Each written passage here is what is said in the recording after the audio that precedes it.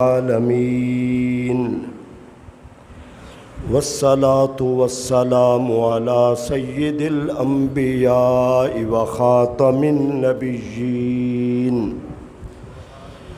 الذی کان نبیا وآدم بین الماء والتین وعلى آلہ الطیبین واصحابہ الراشدین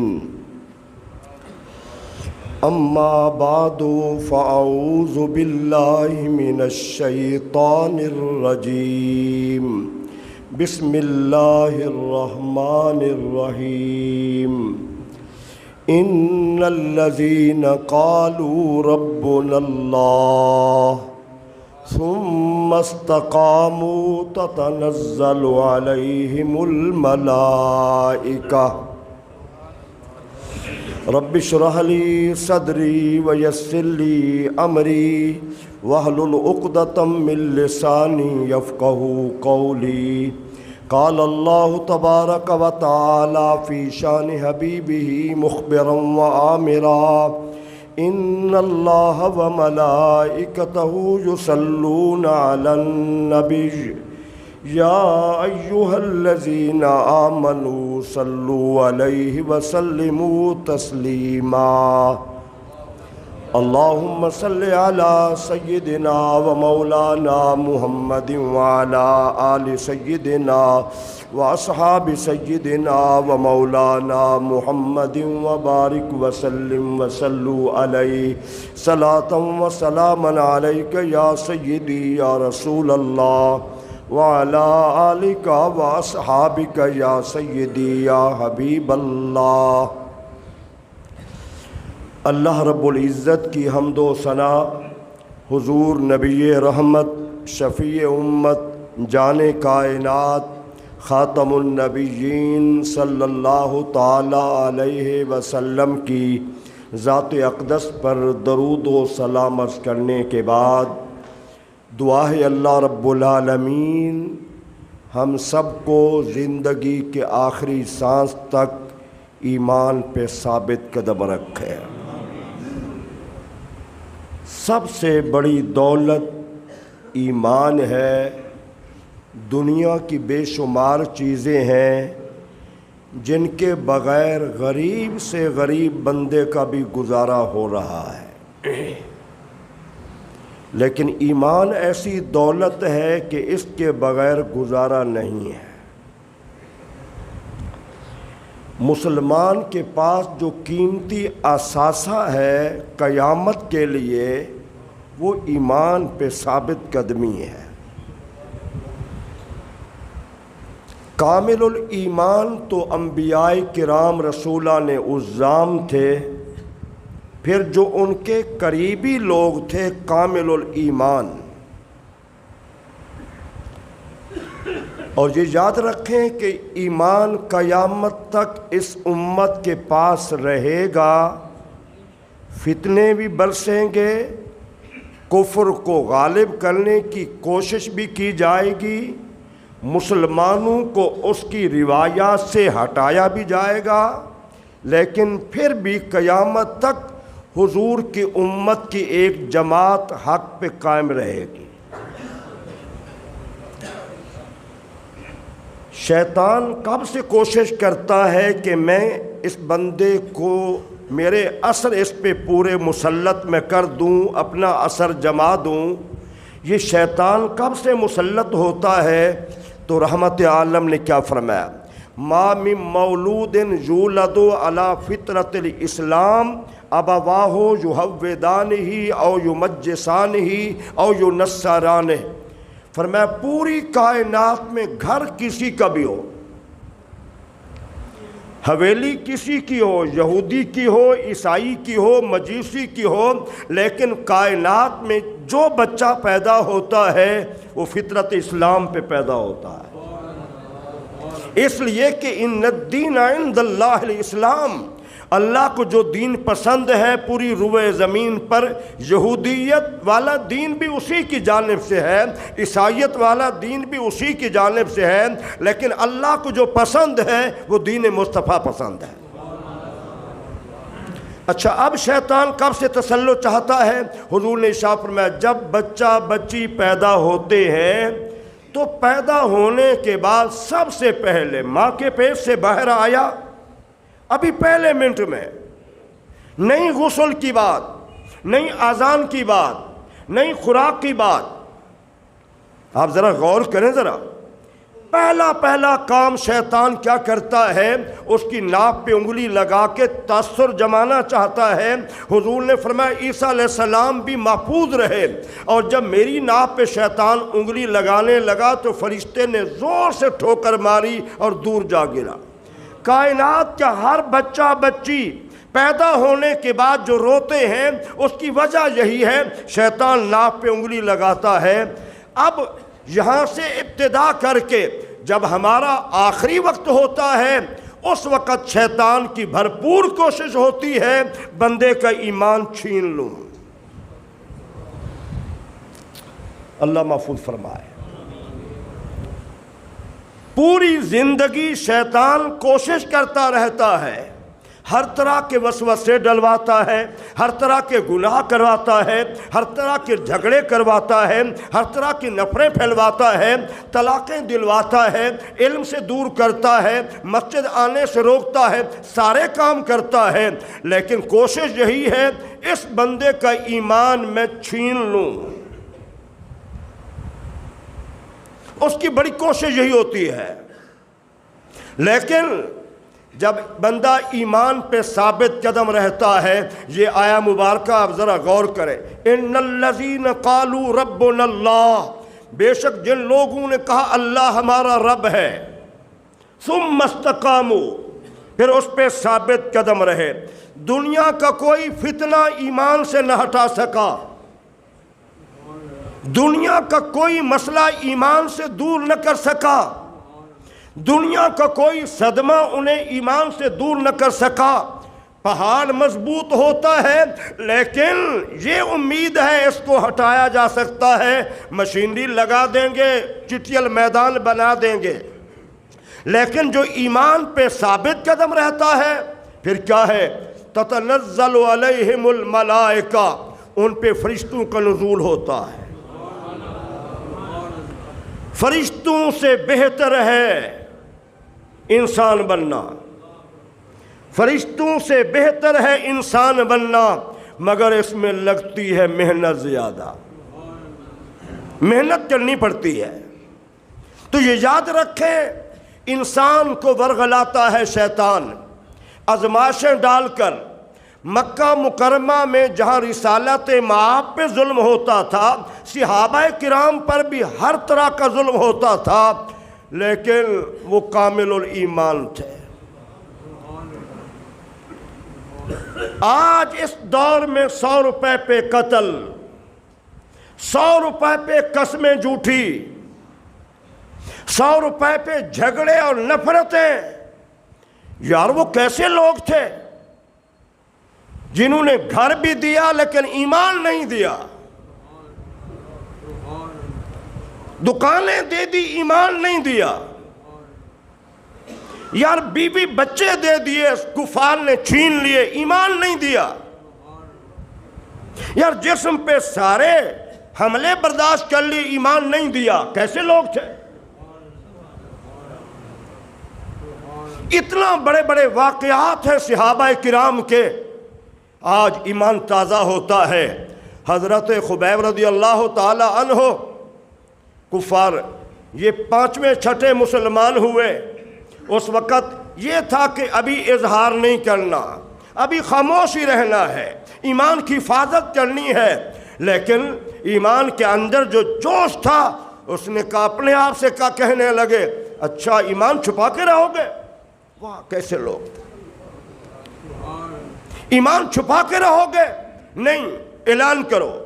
گئے جہاں بڑے بڑے کافر بیٹھے ہوئے تھے، کہا میں مسلمان ہو گیا ہوں،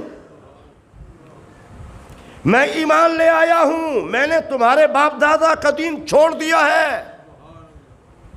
انہوں نے پکڑ لیا، آگ جلائی، شوخ کوئلے بن گئے، آگ ہی آگ ہے، صحابی رسول کو لٹا دیا، پوری پیٹھ جل گئی. کہا پہلے دین پہ آ جاؤ. کہا نہیں, یہ تو پیٹھ جلی ہے نا, جسم جل جائے پھر بھی ایمان ایمان ہے. آپ نے کئی اپنے دوستوں کو دیکھا ہوگا, عزیزوں کو دیکھا ہوگا, میرے مشاہدے میں ہے, لوگ قادیانی دوسرے مسلک والے, کبھی رشتے کا لالچ, کبھی کاروبار کا لالچ, کبھی جرمنی کا ویزا, کبھی ہالینڈ کا ویزا, بس ہمارے عقیدے پہ آ جاؤ. کتنا لوگ یہاں سے لکھ کے دے کے جاتے ہیں ہم قادیانی ہیں, ویزا مل جاتا ہے آسانی سے. رشتے کی خاطر لوگ اپنا مذہب دے جاتے ہیں, لیکن یہ وہ کتنا عظیم ترین لوگ تھے جنہوں نے کچھ نہیں دیکھا, صرف ایمان دیکھا ہے. اور ایمان پہ آزمائشیں. رحمت عالم بیت اللہ شریف کی دیوار کے ساتھ یوں بیٹھے ہوئے تھے سہارا لگا کے. 2 صحابی آئے, حضور بڑا ظلم ہو رہا ہے, بد دعا تو کیجیے ان کے لیے, ہر صحابی پہ ظلم ہو رہا ہے. تو حضور نے اٹھ کے بیٹھ گئے, فرمایا تم پر وہ وقت نہیں آیا جو پہلے لوگوں پہ آتا تھا, اور ان کے ایمان کتنا مضبوط تھے آپ سنیں ذرا. حضور نے فرمایا لوہے کے دندانے والے بڑے کنگھے بنائے جاتے تھے لوہے کے, اور پھر طاقت کے ساتھ 2-4 بندے جسم پہ رکھ کے یوں کھینچتے, گوشت اجڑ جاتا, لیکن ایمان پہ پھر بھی قائم رہتے. میرے صحابہ ابھی تم پہ وہ وقت نہیں آیا جو ان پہ آیا تھا, لیکن وہ ایمان پہ ثابت قدم رہے.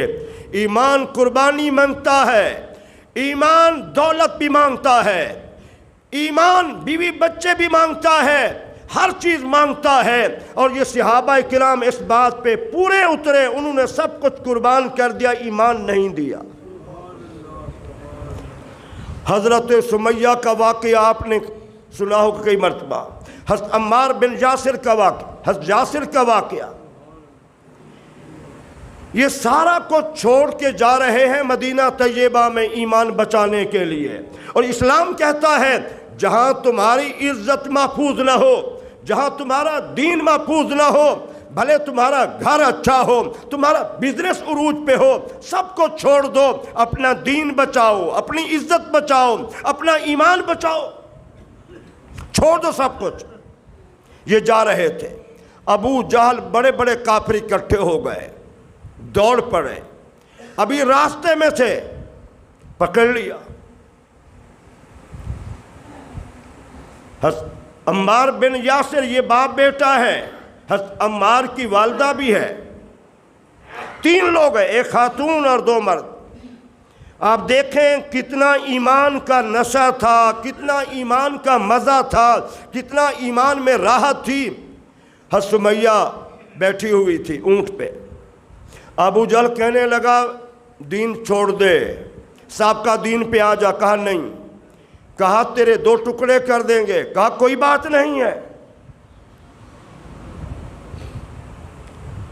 بالآخر ادھر ایک اونٹ کے ساتھ رسی باندھی, ایک ادھر, دونوں پاؤں باندھ دیے, ایک اس طرف ہے ایک اس طرف ہے, نیزہ ہاتھ میں ہے. پھر پوچھا, کہا ابھی 2 ٹکڑے ہو جائیں گے, جسم چیرا جائے گا. کہا کوئی پرواہ نہیں ہے. خاتون نازک مزاج ہوتی ہے, تکلیف برداشت نہیں کر سکتی جتنا مرد برداشت کر سکتا ہے, لیکن اس خاتون نے کیا ہے, اپنے 2 جسم کے 2 ٹکڑے کرا لیے, ایمان نہیں دیا.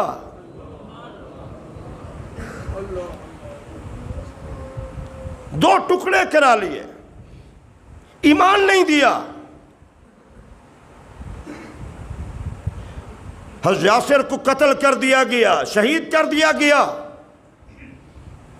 میاں بھی شہید ہو گیا, بیوی بھی شہید ہو گئی, بیٹا بچا. اب تم تو انہوں نے زبان سے بادل ناخواستہ دیکھا کہ یہ مجھے نہیں چھوڑیں گے, نہیں چھوڑیں گے مجھے, کفریہ کلمہ کہہ دیا. رحمت عالم کے سامنے صحابہ کرام نے مدینہ منورہ میں حضرت عمار کی بات کی، حضور نے فرمایا نہیں نہیں، میرا عمار تو سر سے لے کر پاؤں تک ایمان سے لبریز ہے۔ آپ پہنچ گئے، عمار سناؤ، سارا واقعہ سنایا۔ فرمایا دل کی کیفیت کیا تھی؟ عرض کی حضور دل میں تو ایمان پختہ تھا، زبان سے کلمات میرے نکلے ہیں لیکن میرے دل میں ایمان پختہ تھا۔ میرے بھائیو آپ ذرا غور فرمائیں کیسے لوگ تھے۔ جس نوجوان نے اپنی ماں کے 2 ٹکڑے جسم دیکھا، جس نوجوان نے اپنے باپ کو شہید ہوتے ہوئے دیکھا لیکن ایمان کا سودا نہیں کیا، ایمان کی بقا۔ کبھی ہم ایسے کلمات کہہ جاتے ہیں، غلطی سے بھول کر کفریہ کلمہ نکل جاتا ہے، تو رحمت عالم نے کیا فرمایا؟ جددو ایمانکم، میرے صحابہ اپنے ایمان کی تجدید کرتے رہا کرو۔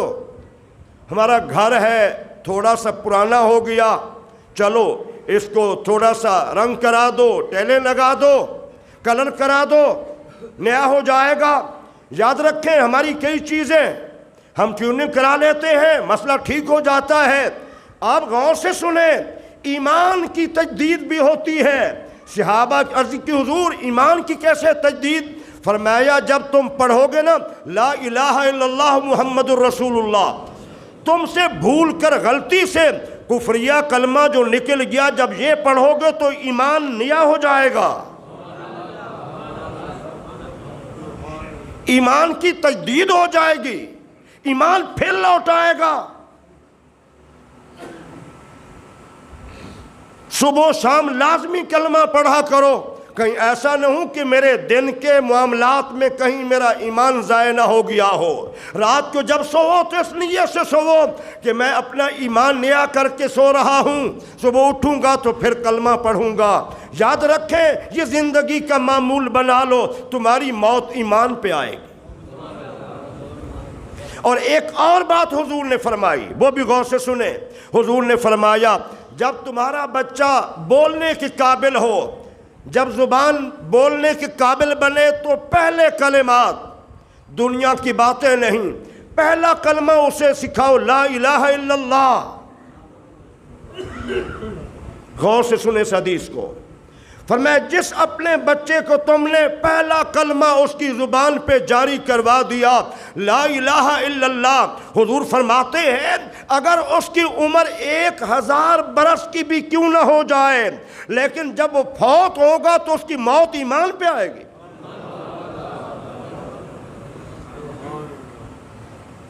موت ایمان پہ آئے گی۔ ہمارے ہاں کچھ غلط طور طریقے ہیں، جسم کو پاک کرنا ہو کلمہ پڑھ رہے ہیں، برتن کو پاک صاف کرنا ہو کلمہ پڑھ رہے ہیں، کپڑے کو پاک صاف کرنا ہو کلمہ پڑھ رہے ہیں۔ یاد رکھیں یہ غلط طور طریقے، یہ غلط طریقے سب یہ زمانہ جاہلیت کے چلے آ رہے ہیں۔ یاد رکھیں جسم ناپاک ہو جائے چاہے 1000 مرتبہ ناپاک ہو جائے، کپڑا چاہے 1000 مرتبہ ناپاک ہو جائے، جب انسان کفر سے ایمان میں آتا ہے تو کلمہ پاک کرتا ہے، اس کے بعد 1000 برس بھی زندگی ہو، جسم ناپاک ہو جائے، کپڑے ناپاک ہو جائیں، کلمہ پاک نہیں کرتا، پانی پاک کرتا ہے۔ وہ ساری غلط باتیں ہیں، کپڑا بھی دھویا جا رہا ہے، کلمہ بھی پڑھا جا رہا ہے، غسل کا ارادہ کریں، نہا رہے ہیں، کلمہ بھی پڑھ رہے ہیں، یہ ساری باتیں غلط ہیں۔ پانی پاک کرتا ہے، جسم ناپاک ہو تب بھی، کپڑا ناپاک ہو تب بھی۔ اور یہ لا الہ الا اللہ کتنا عظیم کلمہ ہے، اس کی بہت سارے فضائل آتے ہیں۔ حضور نے فرمایا من کان فی آخر کلامہ لا الہ الا اللہ دخل الجنہ، جس بندے کی زبان پہ آخر میں دنیا سے جاتے ہوئے کلمہ طیبہ جاری ہو گیا، حضور نے فرمایا اللہ کی جنت میں یقیناً داخل ہوگا۔ اور موسیٰ علیہ السلام سے جو اللہ نے فرمایا وہ تو کیا خوب بات ہے، عرض کی اے اللہ مجھے اپنا خاص ذکر بتا، تو فرمایا کلیم تم پڑھا کرو لا الہ الا اللہ، تم لا الہ الا اللہ پڑھا کرو۔ صاحب ظاہر ہے بڑا آدمی ہو کہ منصب والا ہو، اس دور میں ہو کسی دور میں ہو، وہ پروٹوکول چاہتا ہے، یا اللہ یہ تو تیرے سارے بندے پڑھتے ہیں۔ فرمایا کلیم تجھے اس کلمے کی عظمت کا پتہ نہیں ہے، ہمیں بھی نہیں ہے۔ آپ دیکھیں حضور نے کیا فرمایا، فرمایا کلیم تجھے کلمے کی عظمت کا پتہ نہیں ہے۔ اگر پوری کائنات، آسمان و زمین، پوری کائنات، پوری دنیا ایک پلڑے میں ہو اور دوسرے پلڑے میں ہو صرف لا الہ الا اللہ، حضور نے فرمایا، اللہ نے فرمایا میرے کلیم ساری کائنات سے کلمے کا وزن زیادہ ہو جائے گا۔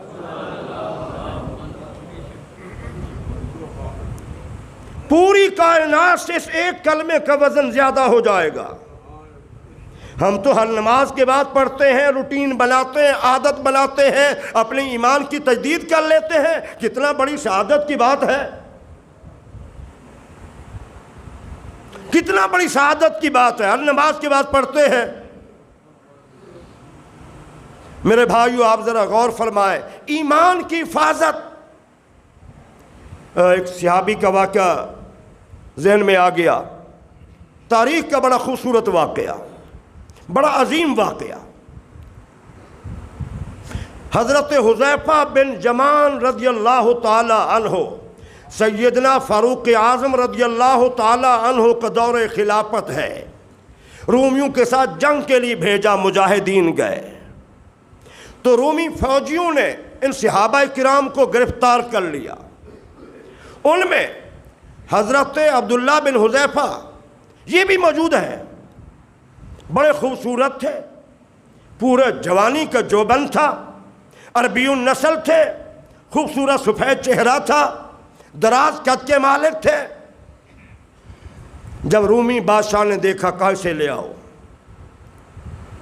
اپنی دربار میں بلایا، رومی عیسائی لے آئے، فوجی لے آئے تو پیشکش کی۔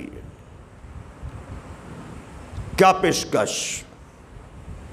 کہا آدھی بادشاہت دینے کے لیے تیار ہوں اور اپنی خوبرو بیٹی کا رشتہ بھی تیرے ساتھ کرنے کے لیے تیار ہوں اگر تم میرے دین پہ آ جائے۔ کتنا چمک دمک ہوتی ہے بادشاہت کی، دولت کی، اور یہاں صحابی رسول کو دولت کے ساتھ بادشاہت، آدھی بادشاہت بھی ہے، خوبرو بادشاہ کی بیٹی بھی ہے۔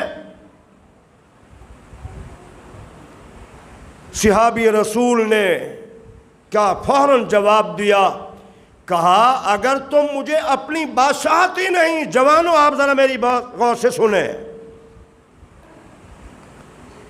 تم اپنی بادشاہت ہی نہیں، پوری عرب کی بادشاہت مجھے بھی دے دو، اپنی جوان بیٹی بھی دے دو، اور مجھے ایک لمحے کے لیے کہو کہ ایمان چھوڑ دوں، مجھے یہ گوارا نہیں ہے۔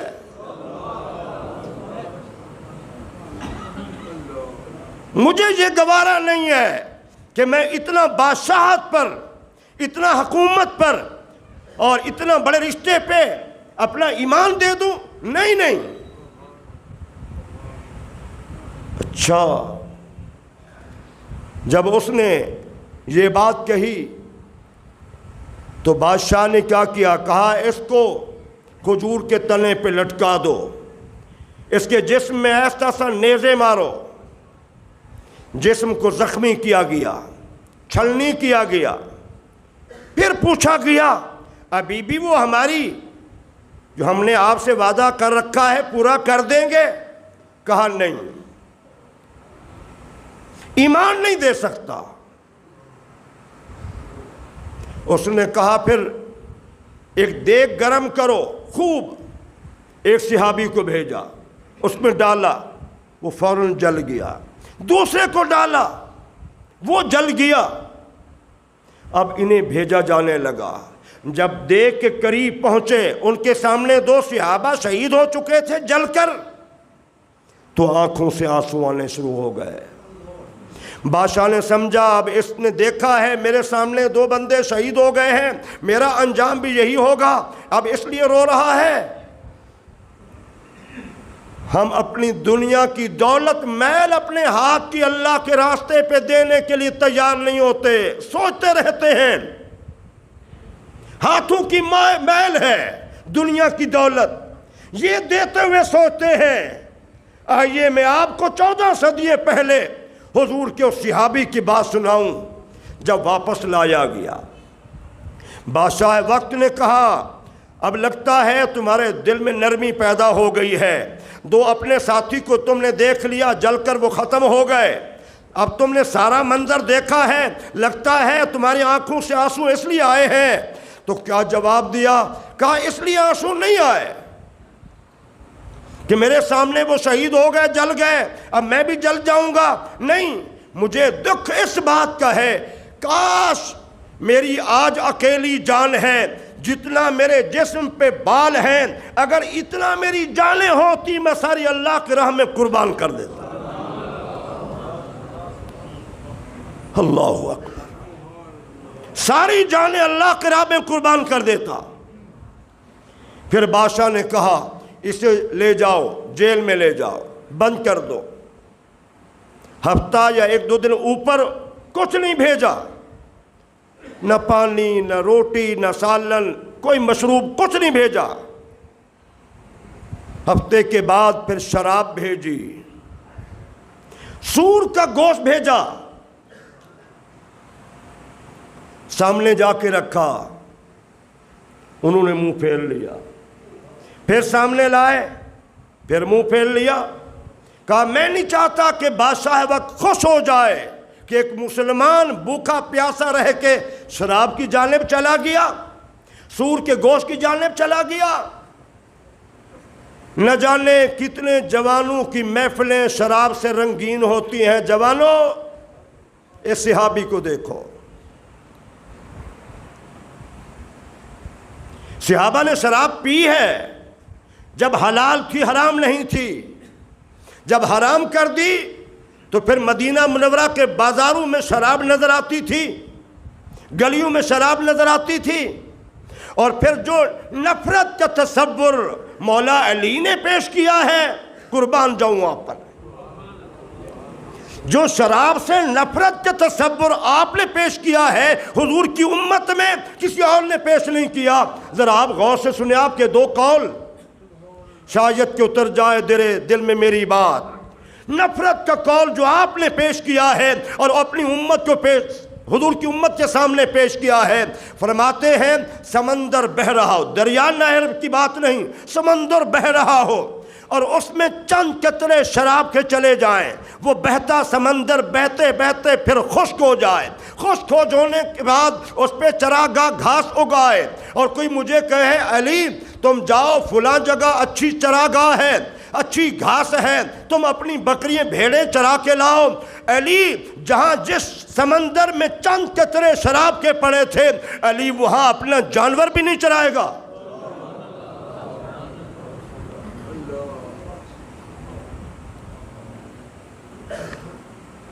اپنا جانور بھی نہیں چرائے گا۔ اور دوسرا قول فرمایا ایک کنواں ہو، چند قطرے یا 1 قطرہ شراب کا چلا جائے، وہ خشک ہو جائے، پھر اس کو کھودا جائے، اس کی گہرائی سے ایک مینار لایا جائے، نیچے بھی گہرائی میں لے جائے اور پھر بلندی بھی ہو، اور کوئی کہے بھائی علی بڑا اونچا مینار ہے، آپ اس چڑھ کر اللہ کا نام اذان دیں، اللہ اکبر کہیں۔ مولا علی فرماتے ہیں علی کبھی اس مینار پہ چڑھ کے اذان بھی نہیں دے گا جس کی تہ میں شراب کا قطرہ گیا تھا۔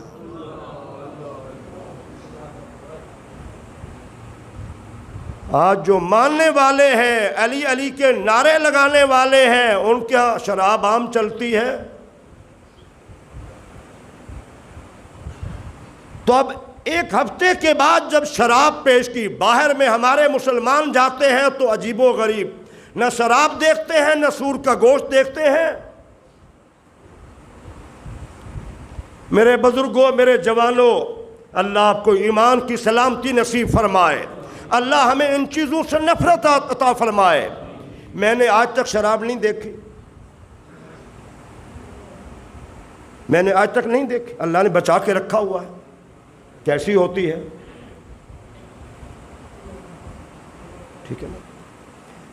تو بادشاہ نے جب پیغام دیا گیا کہ اس مسلمان نے تو دیکھا ہی نہیں ہے, توجہ ہی نہیں کی, پیاسا بھی ہے, بھوکا بھی ہے, شراب کا قطرہ بھی نہیں لیا, کہا نکال کے لاؤ.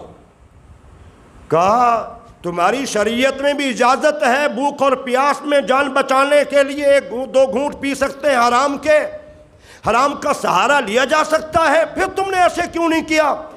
کہا اس لیے کہیں تو خوش نہ ہو جائے کہ مسلمان شراب پی رہا تھا یا سور کا گوشت کھا لیا. اس نے کہا میری پیشانی کو چومو, میں تمہیں رہا کر دیتا ہوں. کہا نہیں, اگر میرے جتنے ساتھی جیل میں ہیں اگر ان کو رہا کر دو تو میں پیشانی چومنے کے لیے تیار ہوں. مسلمان وہی ہوتا ہے جس کو اپنی جان سے زیادہ عزیز دوسرا مسلمان ہوتا ہے, اور آج دیکھ لیں کیا حالات ہیں امت کے.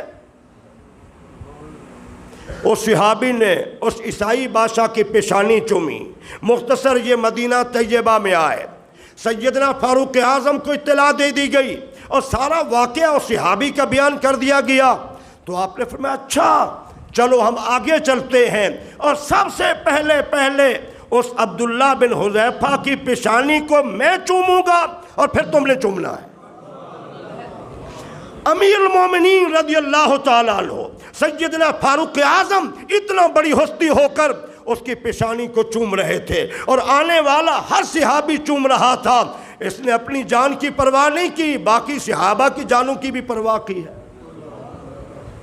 میرے عزیزان گرامی, آج ایمان پہ استقامت. اپنی صبح بھی دیکھو, کیا میری صبح مسلمانوں والی ہے؟ آپ اپنی شام کو بھی دیکھو, کیا میری شام مسلمانوں والی ہے؟ میں آپ کے دل پہ دستک دے رہا ہوں. اور آپ اپنی رات کو دیکھو ایک دفعہ, کیا میری رات مسلمانوں والی ہے؟ ساری زندگی دن اور رات دنیا کی منصوبہ بندی ہے, کبھی اپنے ایمان کی سلامتی کے لیے بھی غور کرو نا. یہ آخری بات میری ذہن نشین کر لیں جو میں نے عرض کی ہے. کبھی اپنی صبح دیکھو تو صحیح نا, کہ میری صبح ایک مسلمان والی ہے, کیا میری شام مسلمان والی ہے, کیا میری رات مسلمان والی ہے؟ اندر سے جواب خود ملے گا.